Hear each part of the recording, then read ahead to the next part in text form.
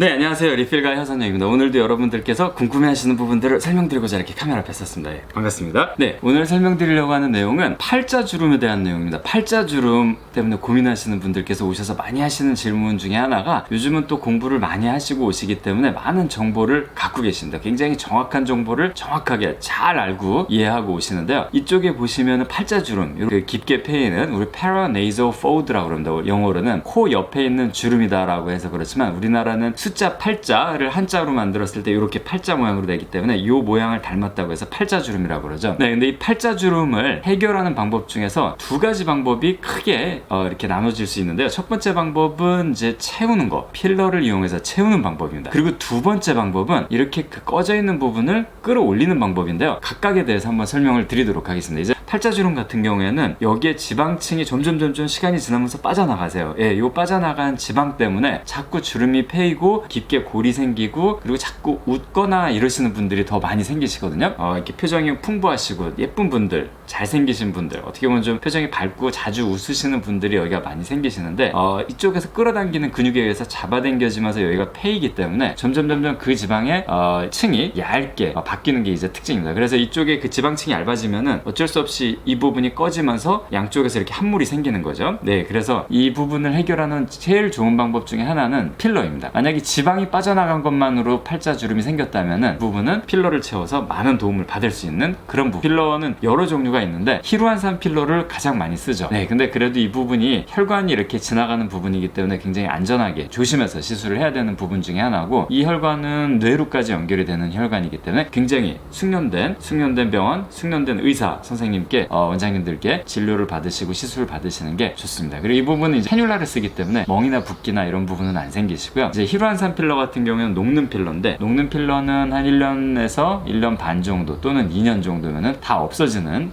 그런 필러이기 때문에 우리 몸에 잔류되거나 이런 부분들 때문에 걱정하실 필요 없으시고, 또 필러가 혹시 남게 되더라도 이 부분을, 그 히루안산을 녹이는 주사가 있습니다. 히알라제라고 하는 하이알루로니데이즈라고 하는 약인데, 이 약을 사용하면은 또 다 녹을 수 있는 부분이기 때문에 걱정은 안 하셔도 돼요. 그리고 만약에 조금 더 오래 가기를 원하신다면 이 필러 역시 녹는 필러지만은 녹는데 한 2년에서 5년 정도 걸리는 엘란세 같은 네덜란드에서 만든 필러인데, 이런 필러를 쓰시면 또 도움이 많이 되십니다. 그리고 히루안산에서는 체온 프리미엄 필러부터 레스틸렌까지 또 뭐 유라미스도 있고 여러 가지 좋은 필러들이 많이 있고요. 다만 이제 필러 선택할 때 너무 저렴한 제품은 조금 조심하시는 게 좋습니다. 이 부분은 너무 저렴한 제품들의 경우 검증이 안 된 부분도 있지만은, 이제 필러를 생산하는 과정 자체가 필러의 원료를 수입해서 쓰는데, 이 수입하는 원료 자체의 퀄리티, 그레이드가 굉장히 많이 나눠져 있습니다. 그래서 같은 필러라도 어떤 필러는 수입하는 그 원자재 자체가 굉장히 우수한 품질로 인체용에서도 제일 좋은 거, 이런 걸 쓰게 되면은 부작용이나 이런 게 전혀 없으신데, 만약에 약간 공업용에 가까운 그런 히루안산 원자재를 갖고 와서 가공한 필러를 쓴다면은 문제가 됩니다. 그래서 이 병원 같은 경우에도 필러 선정에 있어서는 굉장히 엄격한 편이고, 특히나 이제 원장님들의 평이나 이런 부분, 그리고 제가 이제 경력이 이제 18년 차 정도 되다 보니까 18년 동안 큰 문제 없었던 그런 필러들만 골라서 진행을 해드리고 있습니다. 그래서 굉장히 좀 조심해야 되는 부분 중에 하나가 좋은 원장님, 좋은 병원을 찾는 것도 있지만, 마찬가지로 좋은 필러를 잘 추천받는 것도 굉장히 중요하다는 것을 말씀드리고 싶습니다. 그리고 두 번째 방법, 사실 여기가 이제 지방이 빠져나가서 이렇게 패이는 부분도 있지만은 피부가 이렇게 늘어져서 내려오는 경우가 있어요. 그런 경우는 또 이제 인디안 주름도 같이 생기시는 분도 많은데, 사실 이 두 주름이 생기면은 입가 주름도 같이 생기세요. 전체적으로 피부가 늘어나서 내려오는 겁니다. 이럴 때는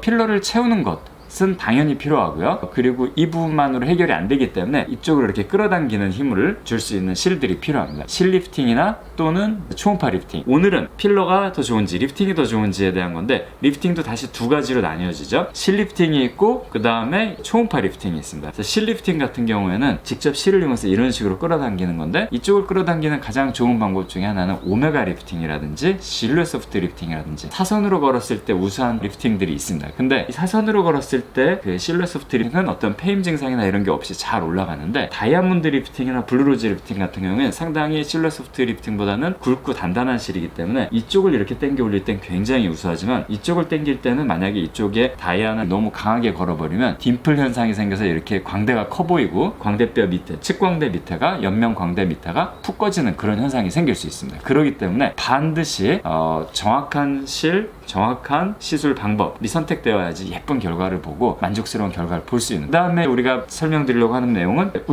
울세라나 더블로 슈링크를 이용해서 피부의 면적을 줄이는 방법이죠. 팔자주름, 인디안주름, 입가주름 모두 피부가 늘어나서 생긴 문제이기 때문에 피부의 면적을 골고루 잘 줄여줄 수 있는 초음파 리프팅이 들어가면 또 도움이 많이 되실 수 있는 부분이 있습니다. 그리고 살이 내려오면서 생기는 또 하나의 특징 중에 하나는 살이 내려오면서 여기에 지방이 축적이 되거든요. 네, 그런 지방들도 같이 어느 정도 연소시킬 수 있다는 게 초음파 리프팅의 장점이니까요. 만약에 고민이 되신다면 이쪽과 저쪽 계속 여러 가지 방법이 있고 어떤 걸 어떻게 조합해야 되는지 이런 부분들에 대해서 원장님들하고 아주 세밀하게 상담하신 다음에 진행하시는 게 도움이 많이 되실 것 같아요. 그래서 오늘은 리필 가입 팔자주름 어떻게 해결하는 게 좋은지, 리프팅이 더 좋은지 필러가 더 좋은지 설명을 드렸습니다. 근데 결국은 팔자주름 필러를 어느 정도는 해야 되고 그 다음에 리프팅을 같이 꼭 하는 게 좋고 이런 분들도 있는가 하면 또 리프팅을 먼저 하고 나중에 그 리프팅으로 해결이 잘 안 되는 부분들을 필러로 해결해야 되는 그런 분들도 있다는 겁니다. 그래서 여러 가지 방법이 있지만 그 중에서 가장 자기한테 적합한 방법을 우리 원장님들하고 그 의료진들하고 상담하고 나서 결정하시면 도움이 많이 되실 것 같습니다. 오늘은 리필 가입 팔자주름 필러,